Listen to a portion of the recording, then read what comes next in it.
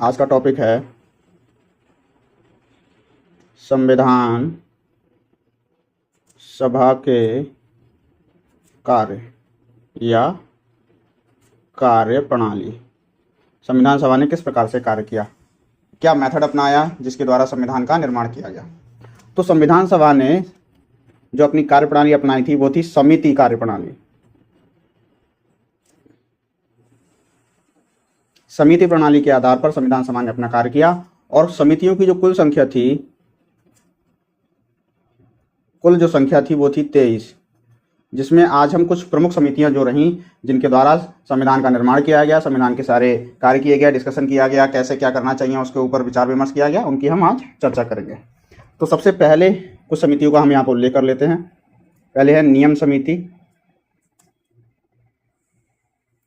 नियम समिति ये थी डॉक्टर राजेंद्र प्रसाद की अध्यक्षता में, डॉक्टर राजेंद्र प्रसाद। दूसरी है संचालन समिति।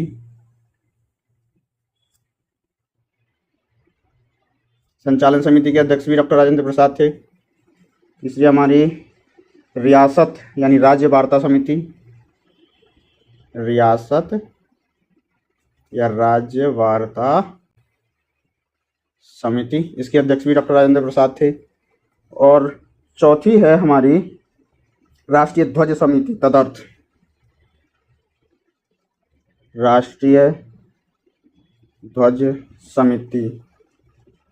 ये समिति जो है तदर्थ समिति थी, तत्कालीन समय के लिए कुछ समय के लिए गठित की गई थी। इसके अध्यक्ष भी डॉक्टर राजेंद्र प्रसाद थे।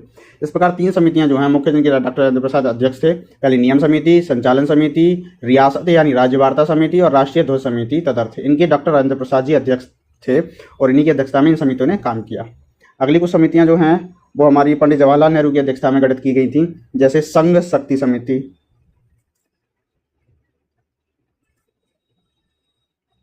संघ शक्ति समिति, पंडित जवाहरलाल नेहरू।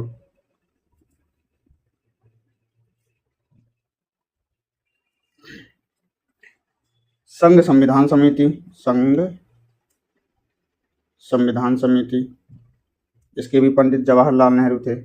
राज्य समिति, एक केवल राज्य समिति थी, इसके अध्यक्ष भी पंडित जवाहरलाल नेहरू थे। इस तरह से पंडित जवाहरलाल नेहरू की अध्यक्षता में 3 समितियां प्रमुख हैं, संघ शक्ति समिति, संघ संविधान समिति और राज्य समिति। फिर अगली जो कुछ समितियां हैं वो हमारी सरदार वल्लभ भाई पटेल की अध्यक्षता में हैं, जैसे मूल अधिकार एवं अल्पसंख्यक सलाहकार समिति। मूल अधिकार एवं अल्पसंख्यक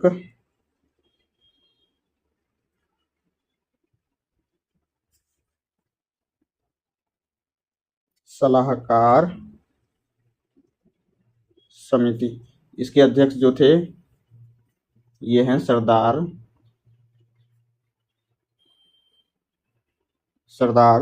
वल्लभ भाई पटेल। सरदार वल्लभ भाई पटेल। एक है प्रांतीय स्वायत्तता समिति।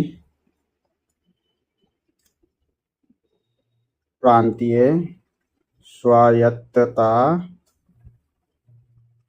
समिति, इसके भी सरदार वल्लभ भाई पटेल हैं। एक है राज्य संविधान समिति। राज्य संविधान समिति, इसके भी सरदार वल्लभ भाई पटेल है। इस प्रकार 3 समितियां, मूल अधिकार एवं अल्पसंख्यक सलाहकार समिति सरदार वल्लभ भाई पटेल, प्रांतीय स्वायत्तता समिति सरदार वल्लभ भाई पटेल, राज्य संविधान समिति सरदार वल्लभ भाई पटेल है। फिर कुछ छुटपुट समितियां हैं, जैसे कि मूल अधिकार उप समिति, एक मूल अधिकारों की उप समिति भी थी।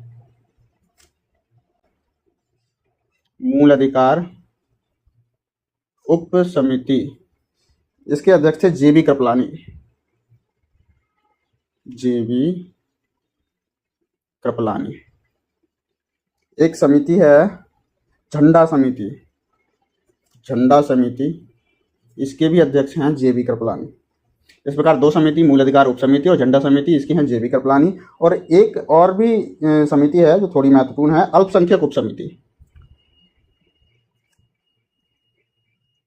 अल्पसंख्यक उप समिति, इसके अध्यक्ष हैं H.C. मुखर्जी। इस प्रकार संविधान सभा के द्वारा कुल 23 समितियां बनाई गई थी, जिसमें कुछ प्रमुख समितियां थी जिनका हमने विवरण यहाँ पे दिया। एक बार दोबारा से रिवाइज कर लेते हैं ताकि जल्दी आपको याद हो जाए। नियम समिति डॉक्टर राजेंद्र प्रसाद, संचालन समिति डॉक्टर राजेंद्र प्रसाद, रियासत यानी राज्य वार्ता समिति डॉक्टर राजेंद्र प्रसाद, राष्ट्रीय ध्वज समिति तदर्थ डॉक्टर राजेंद्र प्रसाद, संघ शक्ति समिति पंडित जवाहरलाल नेहरू, संघ संविधान समिति पंडित जवाहरलाल नेहरू, राज्य समिति पंडित जवाहरलाल नेहरू, मूल अधिकार एवं अल्पसंख्यक सलाहकार समिति सरदार वल्लभ भाई पटेल, प्रांतीय स्वायत्तता समिति सरदार वल्लभ भाई पटेल, राज्य संविधान समिति सरदार वल्लभ भाई पटेल, मूल अधिकार उप समिति JB कृपलानी, झंडा समिति JB कृपलानी, अल्पसंख्यक उप समिति H.C. मुखर्जी। ये तो रही हमारी वो समितियां जिन्होंने एक स्पेसिफिक रूप से किसी एक विषय पर ध्यान केंद्रित करते हुए बनाई गई थी। लेकिन एक समिति हमारी जो सबसे महत्वपूर्ण समिति है, इसको हम बोलते हैं प्रारूप समिति। प्रारूप समिति जो हमारे संविधान की सबसे महत्वपूर्ण समिति मानी जाती है, जिसमें 7 सदस्य थे कुल, जिसमें कुल 7 सदस्य थे। वो कुल 7 सदस्य कौन थे? जिसके द्वारा क्या काम किया गया था? हमारे संविधान का प्रारूप निर्धारण किया गया था, हमारे संविधान का जो फाइनल ड्राफ्ट है वो तैयार किया गया था और संविधान को लिखित रूप में प्रस्तुत किया गया था। इसीलिए इसको सबसे महत्वपूर्ण समिति माना जाता था। जो भी ये छोटी इन समितियों के द्वारा जो भी प्रावधान निर्धारित किए गए थे, उनका अंतिम रूप से प्रारूप जो है प्रारूप समिति के पास आता था और प्रारूप समिति ही उसको फाइनलाइज करके संविधान सभा के समक्ष प्रस्तुत करती थी। तो इसमें जो पहले सदस्य हैं डॉक्टर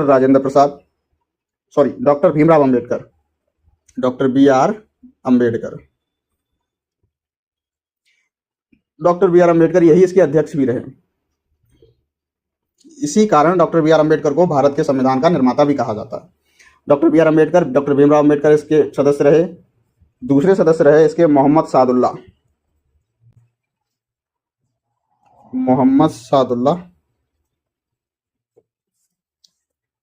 तीसरे सदस्य रहे इसके AS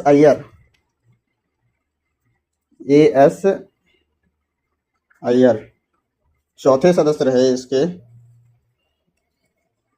N. गोपालास्वामी अयंगर।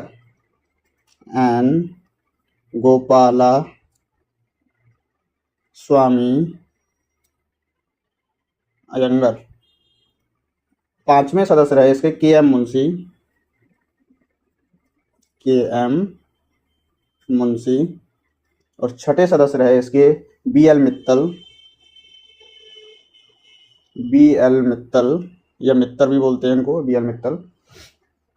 और सातवें सदस्य और हमारे अंतिम सदस्य थे DP खेतान। इसमें 2 सदस्य BL मित्तल और DP खेतान, इनकी जगह रिप्लेस की गई थी। BL मित्तल की जगह आए थे N. माधव राव, इनकी जगह पर आए थे N. माधव राव। और DP खेतान की जगह पे आए थे T.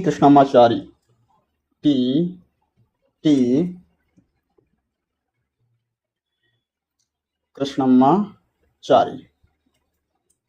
इस तरह हमारे प्रारूप समिति में कुल 7 सदस्य हमेशा बने रहे, जिसके अध्यक्ष थे डॉक्टर BR अम्बेडकर।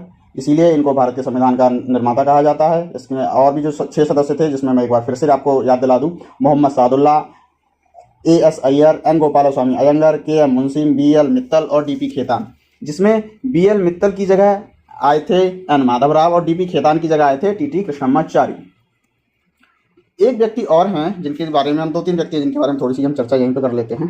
एक पद भारत के संविधान सभा के बारे में बोला जाता है संवैधानिक सलाहकार। संविधान सभा का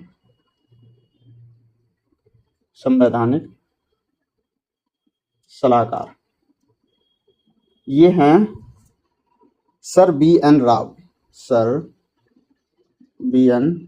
राव। ये जो सर BN राव जी हैं, ये संविधान सभा के सदस्य नहीं थे, ना ही निर्वाचित, ना ही मनोनीत, किसी भी तरह से संविधान सभा से इनका कोई लेना देना नहीं था। लेकिन यह संविधान सभा के संवैधानिक सलाहकार के रूप में नियुक्त किए गए थे और इनके द्वारा ही भारत के संविधान का प्रथम रफ प्रारूप तैयार किया गया था। भारत के संविधान का प्रथम रफ प्रारूप इनके द्वारा ही तैयार किया गया। तो इस प्रकार से संविधान सभा ने अपनी कार्यों को बांटा था और यही कार्यप्रणाली संविधान सभा ने अपनाते हुए संविधान का निर्माण किया। अब संविधान का निर्माण कैसे किया इसको हम अगली वीडियो में पढ़ेंगे। तब तक के लिए नमस्कार, धन्यवाद।